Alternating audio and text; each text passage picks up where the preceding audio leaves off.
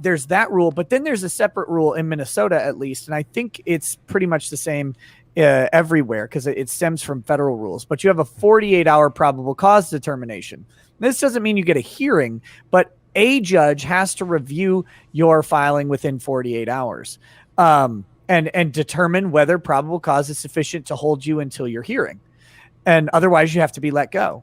And now the interesting thing about this is, if they fail to hold the probable cause hearing within 48 hours, and there are less exceptions because judges actually have to do these on Sundays in Minnesota. They have to pick up a phone and do them. And it's really easy. The prosecutor just calls and says whatever they want, and the judge says, okay, that's it. It's a pro forma hearing.